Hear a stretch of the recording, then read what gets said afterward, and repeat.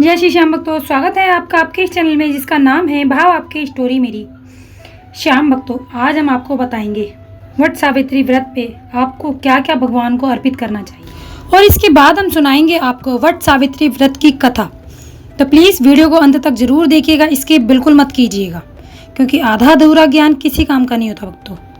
पर वीडियो शुरू करने से पहले आप लोगों से रिक्वेस्ट करना चाहूँगी कि अगर आप मेरे चैनल पर पहली बार आए हैं तो प्लीज़ चैनल को सब्सक्राइब करना ना भूलें, बेल आइकन को जरूर प्रेस करें। तो श्याम भक्तों, अखंड सौभाग्य का प्रतीक वट सावित्री व्रत, ज्येष्ठ मास की अमावस्या को मनाया जाने वाला यह व्रत देवी सावित्री के त्याग की याद में मनाया जाता है, जिन्होंने यमराज से अपने पति सत्यवान के प्राण वापस मांग लिए थे। लेकिन इस पूजा का पूरा फल प्राप्त करने के लिए आपको बहुत सारी चीज़ों का ध्यान रखना होता है। बहुत सारी चीज़ें होती हैं जो बहुत ज़्यादा महत्वपूर्ण होती हैं। तो आज हम आपको बताएंगे कि वट सावित्री व्रत पे आपको क्या क्या भगवान को अर्पित करना चाहिए। इस साल 16 मई 2026 को वट सावित्री व्रत रखा जाएगा। इस दिन सुबह जल्दी उठकर स्नान आदि करने के बाद वट सावित्री व्रत का संकल्प लें। फिर विधि विधान से माँ सावित्री देवी और वट वृक्ष की पूजा करें। इस व्रत में बांस के पंखे का विशेष महत्व होता है। बरगद के पेड़ को और पत्ती को हवा की जाती है। दूसरी चीज, कच्चा सूत बहुत जरूरी है क्योंकि बरगद के पेड़ की परिक्रमा करते समय और इसे हल्दी से पीला करके लपेटा जाता है। वहीं चढ़ाने के लिए फल और अनाज जरूरी होता है। मुख्य रूप से खरबूजा, आम और मौसमी फल चढ़ाए जाते हैं।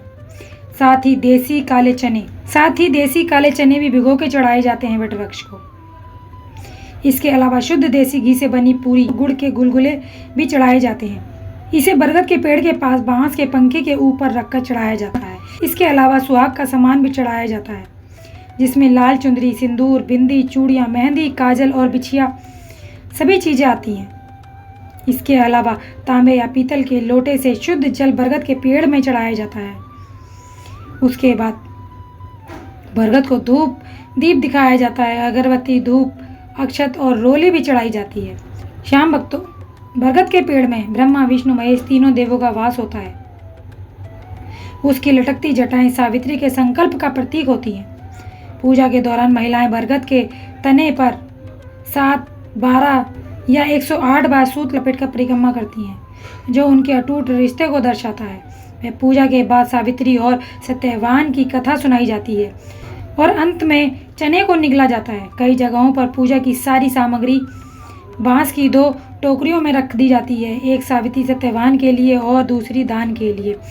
वही इस पूजा में जो सबसे जरूरी है वह है वट वृक्ष, कच्चा सूत, बांस का पंखा और काले देसी चने।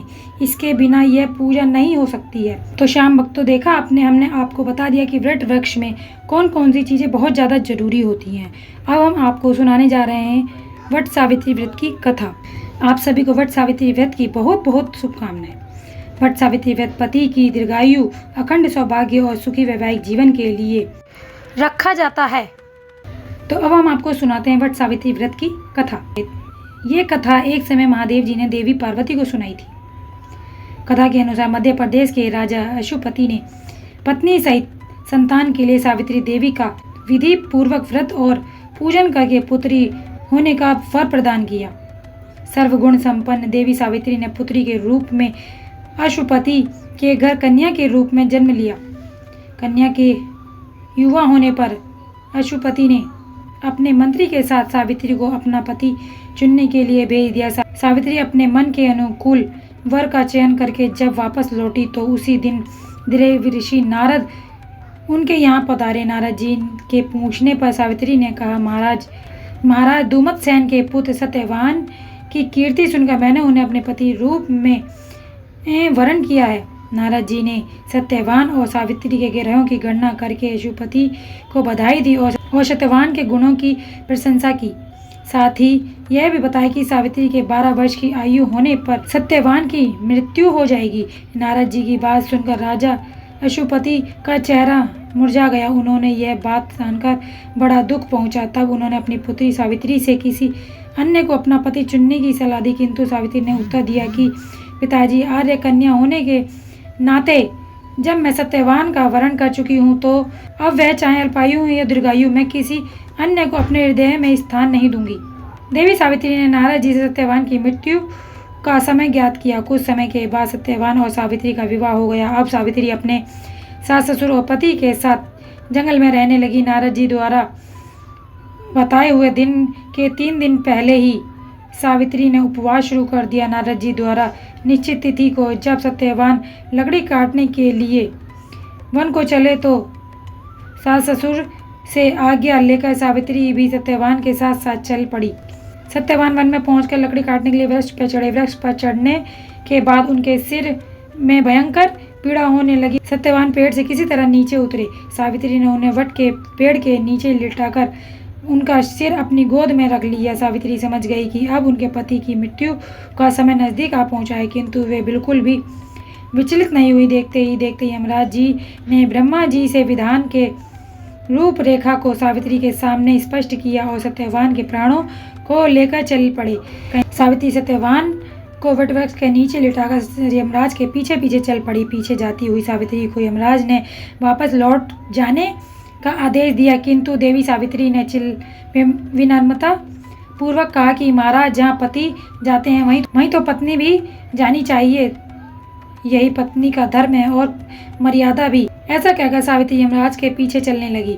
सावित्री की धर्म निष्ठा से प्रसन्न होकर यमराज बोले कि पति के प्राणों के अलावा कुछ भी मांग लो। सावित्री ने यमराज से अपने सास ससुर की आंखों की ज्योति और दीर्घायु मांगी। यमराज तथास्तु कहकर आगे बढ़ गए। सावित्री फिर भी यमराज के पीछे चलती रही। यमराज ने अपने पीछे आती सावित्री से फिर वापस जाने को कहा तो सावित्री बोली कि हे प्रभु, पति के बिना नारी के जीवन में कोई सार्थकता नहीं है। यमराज जी ने अब की बार भी सावित्री के पति व्रत धर्म से खुश होकर फिर से वरदान मांगने को कहा।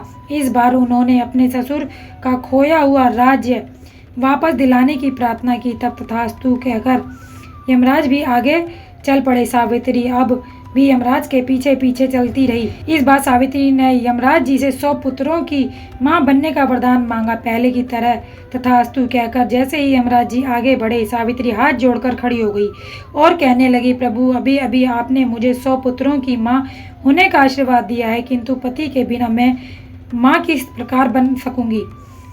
अपना यह तीसरा वरदान पूरा कीजिए। अब सावित्री के धर्म, निष्ठा, ज्ञान, विवेक और पतिव्रत धर्म की बात जानकर यमराज जी ने सत्यवान के प्राणों को अपने पास से स्वतंत्र कर दिया। सावित्री सत्यवान के प्राणों को लेकर वटवृक्ष के नीचे पहुंच गई, जहां सत्यवान का मृत शरीर रखा हुआ था। सावित्री ने वटवृक्ष की परिक्रमा की तो सत्यवान जीवित हो उठे। तब सावित्री अपने पति सत्यवान के साथ अपने सास ससुर के पास पहुंची। उन्हें नेत्र ज्योति मिल गई थी। इसके बाद उनका खोया हुआ राज्य भी उन्हें मिल गया। आगे चलकर सावित्री 100 पुत्रों की मां बनी। इस प्रकार चारों दिशाएं सावित्री के पति व्रत धर्म के पालन की कीर्ति से गूंज उठी। तभी से वट सावित्री व्रत रखने की परंपरा आरंभ हो गई। यह थी वट सावित्री व्रत की कथा। तो उम्मीद करती हूँ कि आपको वीडियो अच्छी लगी होगी। वीडियो अच्छी लगी हो तो प्लीज़ वीडियो को लाइक कीजिएगा, चैनल को सब्सक्राइब कीजिएगा और कमेंट में श्री हरि विष्णु और माँ सावित्री की जयकारा जरूर लगाइए। तो मिलते हैं अगली वीडियो में, तब तक के लिए जय श्री श्याम।